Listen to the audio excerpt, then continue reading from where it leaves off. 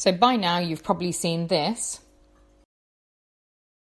If you've ever wondered how intermittent fasting works for fat loss, calorie deficit. If you've ever wondered how keto works for fat loss, calorie deficit. If you've ever wondered how carnivore works for fat loss, calorie deficit. If you've ever wondered how not eating after 6 p.m. helps people lose fat, it's a calorie deficit. A calorie deficit is very simply consuming less calories than you need on a daily basis. How you create that deficit is up to you. You can either spend more or earn less. That's how you'd create debt in your bank. It works very similar. There are some complications and nuances, but that's it. Now, everyone's going to be in their camps of what's best, but ultimately it all leads to the same end result, creating a calorie deficit.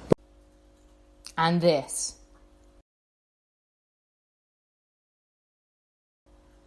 But this isn't the whole picture of weight loss, and as a trauma specialist and somebody who's had weight issues, I wanted to tackle this rhetoric. Because calories in, calories out and starving yourself isn't the whole picture and leaves a huge amount of people once again disempowered and unsure how to tackle their weight. Well, as an empowerment coach, I'm going to attempt to fix that today and show you why calories in, calories out to a fat and traumatized person is the equivalent to just have one to an alcoholic. Fat loss isn't just about what you eat. It's also about hormones. This is why I would say that not all calories are equal because of the post-eating effect that the food has on your body chemistry. For example, 100 calories of raw apple compared to 100 calories of apple juice is very different. Yes, it's 100 calories either way, but the effect of the processed apple on the body will be different due to the fibre in the apple or the removed fibre from the apple juice. Fibre slows insulin reaction in your body because it takes longer to process. So let's have a little chat about those hormones. We're going to be looking at 5 hormones today mostly, so let me introduce you to these guys and what they do. Ghrelin increases food intake by up to 30%. Ghrelin has also been shown to act on regions of the brain involved in reward processing, such as the amygdala, leading to a further enhancement of food intake. In addition to increasing appetite, ghrelin plays a role in mediating the whole body glucose and energy homeostasis, which is the balance within the body. Ghrelin stimulates the release of growth hormone, which, unlike ghrelin itself, helps to break down fat tissue and causes the buildup of muscle. It is also suggested that ghrelin suppresses insulin secretion from the pancreas to reduce glucose storage in the organs. You can see with ghrelin that there is also a protective effect on the cardiovascular system. New studies also propose that it plays a role in mediating memory and stress, which may be the result of unknown signaling pathways of the ghrelin system in the hippocampus and the amygdala in the brain. But future work identifying these unknown pathways need to be done to see how this affects diseases and issues such as Parkinson's disease, anxiety and depression. Leptin is a hormone released from fat cells in adipose tissue. Leptin signals the brain, in particular to an area called the hypothalamus, to stop eating food when there is enough. Leptin production is directly linked to the amount of fat cells that you have in your body. So if you have high amounts of fat, you should have high amounts of leptin. Obese people tend to have unusually high levels of leptin.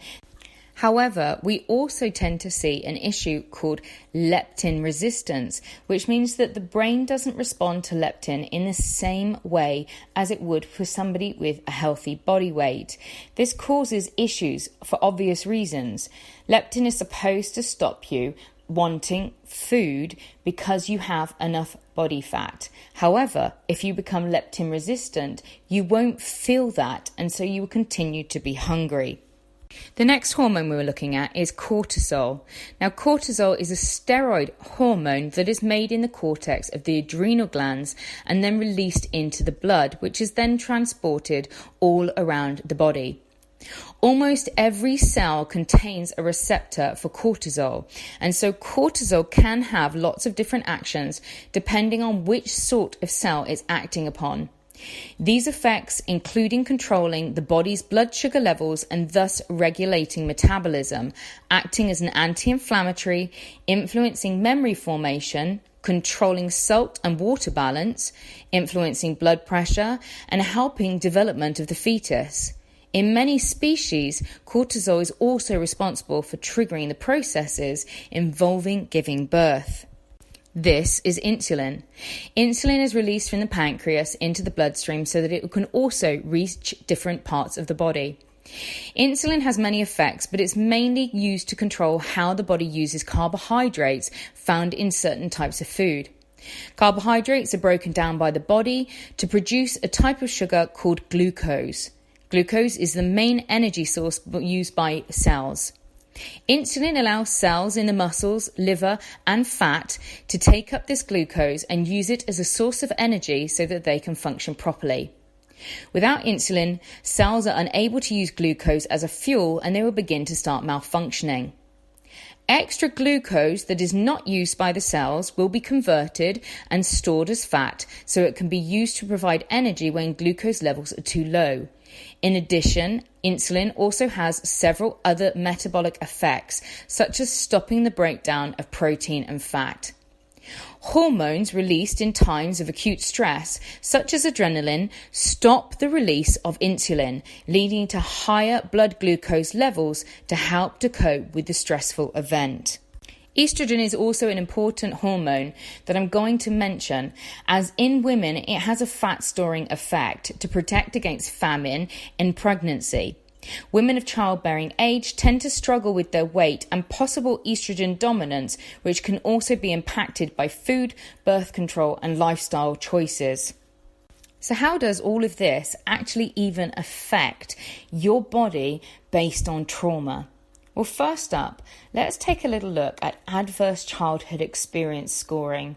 This is a score that was developed that allows us to evaluate the level of trauma in a child's life. And this is for people from the age of 0 to 18. You can see here all of the types of abuse, neglect, and household dysfunction that are ranked. The more of these that you experienced in childhood, the more your score will be for an ACEs score. You can also begin to see that the higher your ACE score, the higher the likelihood for certain behaviours and physical and mental health issues going forward. The higher your ACE score, the higher the likelihood that you will have impacts physically and mentally as a result in older age. We know that not only traumatic events impact your behaviour, but they also change the brain. Depending on the traumatic event as well as the individual, the effects of emotional trauma on the brain can range from minor to dramatic. Trauma changes chemistry within the brain as well as structure, and these effects start to impact normal functioning. Specifically, the effects of trauma on the brain seem to impact the amygdala, the hippocampus, and the prefrontal cortex. Changes to the amygdala is really important when looking at trauma.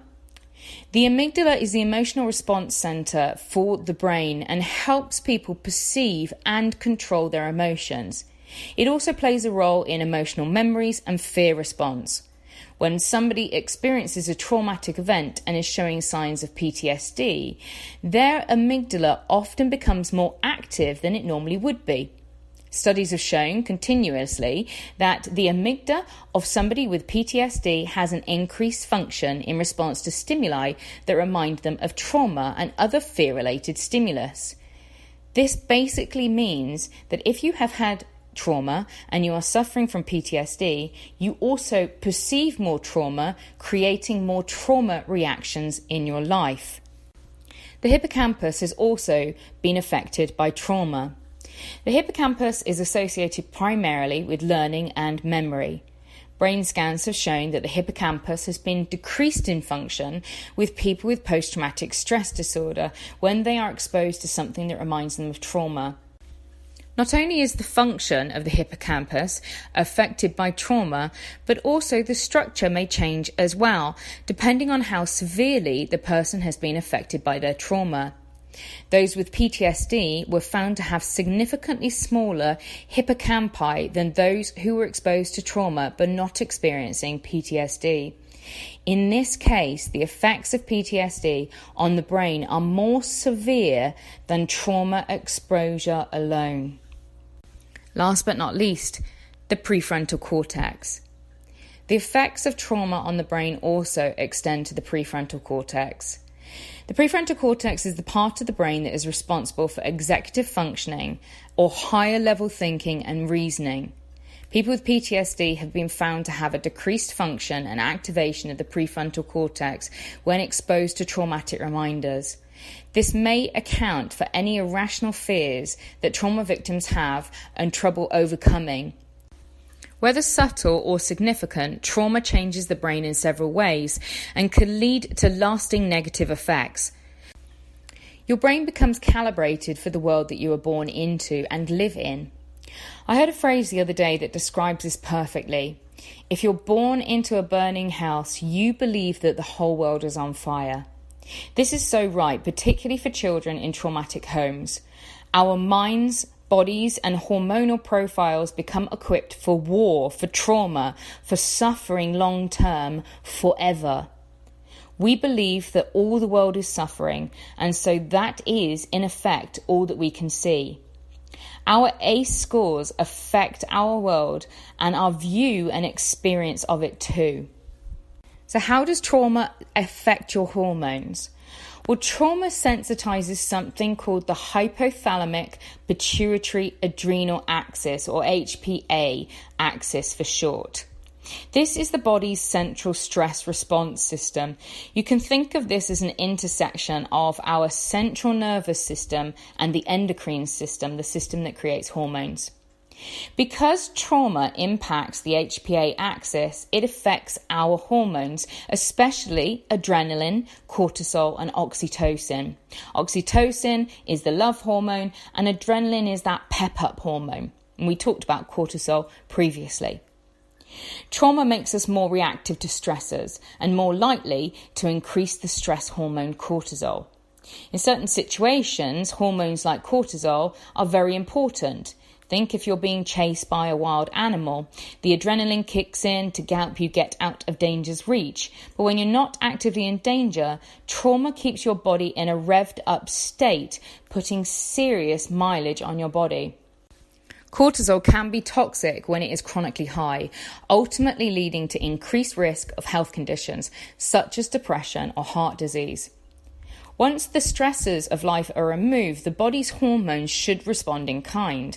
But the only problem is that a body that has been exposed to long-term trauma actually continues to produce these hormones, which leads to more long-term negative effects on the body.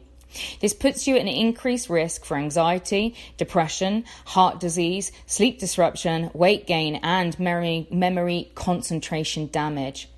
Trauma also reduces the release of oxytocin, which is a love hormone that promotes sociability and the relationship between the mother and child, as well as romantic partners. Early trauma decreases oxytocin levels in the brain and affects its receptors in childhood and later life. Oxytocin is also responsible for mood boosting, working as a protective buffer against stressors. Having lower levels of oxytocin could mean less protection and less ability to adapt. Trauma also leads to an increase and long-term inflammation, which is an immune response to foreign invaders or damaged tissue. Whilst inflammation is good in the short term, it's main culprit behind heart disease and autoimmune diseases if it is a chronic issue. The physical and emotional pain of trauma can also lead to unhealthy habits like smoking or drinking to numb emotions, or overeating as a way of self-comforting. The Adverse Childhood Experience study found that as somebody's quantity of traumatic experiences increased, so did the chances of engaging in negative health behaviours such as smoking or drug use. So if this is you, please be aware that this is not your fault. This is something that often we don't have a huge amount of awareness over. It's not talked about enough, and we're often left struggling without a true understanding of what's going on in our bodies. In a study of 21,904 middle-aged women that took place in 2012 to 2013, the researchers found that women who had experienced at least one traumatic event in their lifetime were 11% more likely to become obese compared to women who had not experienced any traumatic events. The risk of becoming obese was 36% higher for women who had experienced at least 4 negative life experiences within the last 5 years compared to women who had no experience of negative life events. They found a direct correlation between the more negative life events endured, the higher the risk of obesity. So how is trauma and weight affected? Well, the major adverse childhood experience study found that more than 6 million obese and morbidly obese people are likely to have suffered physical, sexual, and or verbal abuse during childhood. Millions more will point towards other types of childhood trauma as the cause of their weight issues, living with a mentally unwell family member, for instance, or an alcoholic parent. A considerable body of research now shows that PTSD is associated with an increased risk of women becoming obese. Still, we are blaming the individual, especially if they're women, and that isn't even taking into account the effect of estrogen. In the ACE study, many participants said that overeating had become a beneficial part of their life in early life. Binge eating became a source of comfort and protection from sexual abuse. Another connection between childhood abuse and obesity might be a desire to desexualize, gaining weight as a mean of protection against more abuse. It's clear that mistaking overeating just as an addiction overlooks the complexity of the actual problem. When food is used to manage emotional distress at an early age, undoing this condition as an adult becomes very tricky. Binge eating, for instance, can be a compulsive but distressing feedback loop. A person may eat large amounts to feel better, feel disgusted with themselves for doing so, and they may purge. The subconscious need to emotionally soothe with food in this way speaks of deep, unexplored shame and pain. Once that shame, literally weighing the body down, begins to open up and be accepted in a safe space, there is potential for relearning how to reroute these destructive patterns. The food we eat also affects the way that our body responds with the hormones. Refined sugar is a pro-inflammatory food product, and it contributes to and exacerbates inflammation, pain, and depression. As we work to resolve trauma, the often forgotten or missing piece is how sugar plays a role in depression, mood, and pain. Cortisol is also responsible for raising blood sugar levels to give us that get up and go feeling. But in response to complex trauma, cortisol is often low and cannot raise those blood sugar levels. This often leads to sugar cravings and in turn eating lots of sugar and refined carbs. Over time, this results in unreliable blood sugar and symptoms of irritability, shakiness, or feeling like rubber or dizziness. This is called reactive hypoglycemia, and it underlies the ups and downs that we call mood lability, when in fact it may be a sugar imbalance. Our sugar intake leads to inflammation in the body, and we may or may not feel this low burning fire, but if we have pain, we have inflammation. Inflammation, in turn, disrupts cytokines and the immune function and depletes serotonin and other neurotransmitters. Thus, the cycle of mood, depression, and pain continue. Giving up refined sugar does not mean that we cannot enjoy sweetness of life and foods, and we can replace this with natural alternatives, and it will help your mental health issues. Food addiction is very, very difficult to remedy, particularly in those who are using it as a source to soothe their trauma. Food becomes a source of comfort to the traumatized, often becoming the very first way most addicts begin to soothe their fractious nervous system. Unlike other addictions, however, you cannot go cold turkey on food. Heroin, for instance, is rather hard to get a hold of and comes with societal risks. But sugar is everywhere, peddled even in clothes shops now. The sweet treat is a morphine of the traumatized masses. The obesity epidemic has reached overwhelming stats over the last 50 years, not only due to diet and lifestyle changes, the increase of food-like products, but also due to the increasing levels of stress in daily life. Everything in modern life is anti-health, from the effects of blue light on the circadian rhythm from electronics, to pollutants in the air and water, high sugar levels in every packaged food, to 40-hour weeks, cost of living increases, pandemics, mental health issues soaring, the list goes on. But I want to touch on something that often isn't spoken about, and this is the psychological and subconscious view of fat. Fat is a coat of safety. From a subconscious point of view, being fat can serve an important role of keeping us safe from further trauma. For instance, as a woman, it can make us appear more strong, or a larger, less frail target, which feels safer. For those of us who have been sexually assaulted, making ourselves seem less attractive also serves a function subconsciously. This, however, is not to imply that I consciously believe that women looking attractive is the cause of sexual assault. But as a person who has been raped in adulthood, I do consciously battle with the idea that perhaps if I weren't attractive to that man, what happened wouldn't have happened. And thinking in regards to my own life, I did gain weight again after being assaulted on what I think was my 27th birthday. From a primordial perspective, fat makes us feel safer because fear of starvation is probably one of the strongest fears a human would have experienced up until now. And so a coat of fat can literally feel like a coat of safety. A fat loss without trauma healing is just not possible. If we focus only on fat loss without healing the trauma, we're just not going to be able to lose the weight. Or we may be able to, but we'll see it come back on over time. This is often because, particularly with sexual assault victims, weight loss makes us feel very vulnerable. And so, gaining weight, although counterintuitive, is a subconscious coping mechanism. You cannot heal your mind without healing your body, and vice versa. When I work with a client to deal with mental health issues, we look at your life from a holistic point of view, because healing means everything is healed.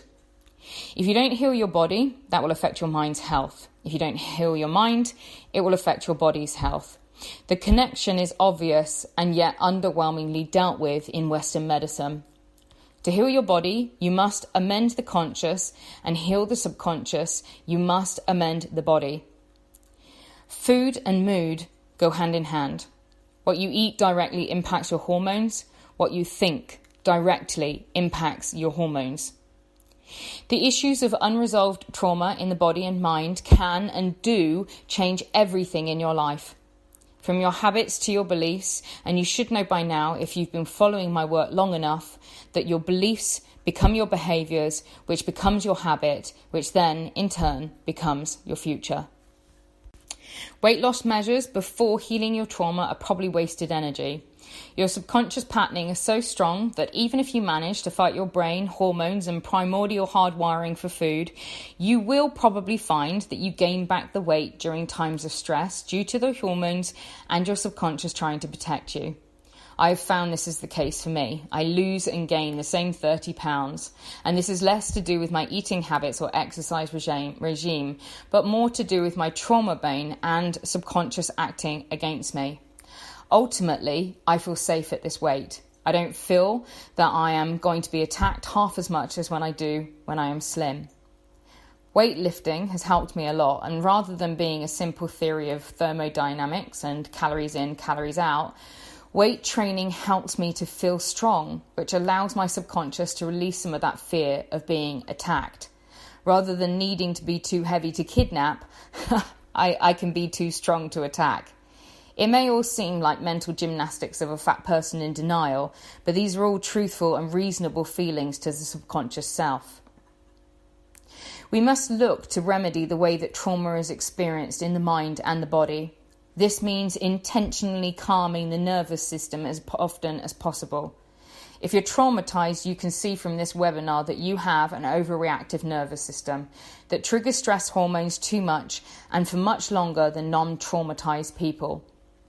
Lifestyle habits like caffeine, stress, lack of exercise, and not being in control of our thoughts all lead to overactivity of stress in the body, leading traumatized people to be in fight or flight more often, meaning they trigger fat storage hormones more often, suppressing leptin and creating a perfect storm for obesity. So, it's not your fault, but it is always your responsibility. By recognizing weight loss for traumatized people isn't as easy as calories in, calories out and cardio, and in fact these two approaches alone will probably cause weight gain due to increased cortisol and stress reaction again. We can take efforts that will see us release excess weight by changing and healing trauma and amending our ineffective subconscious approach to weight. This is less an excuse and actually more an actual roadmap towards health and towards weight loss. Rather than focusing solely on your diet and exercise regime, incorporate a relaxation regime too. Focus on low intensity cardio like walking so as not to increase your cortisol. Meditate, eat a high protein diet, and do not ever starve yourself. You must eat enough, which means 2,000 calories minimum as a lightly active female. Get outside, do breath work, avoid caffeine, minimize your stress, work on your limiting beliefs, release your trauma. All of these will allow you to hit your goals, which is why calories in, calories out does not work for people living with trauma. My name is Laura of Attraction. Thank you so much for being here and for supporting my work and my own personal journey to battle my demons, my mental health, my diagnoses, and my weight. If this has helped you or you enjoyed it, please like or consider following or subscribing to help me to help others like me. I'm sending you infinite love and gratitude.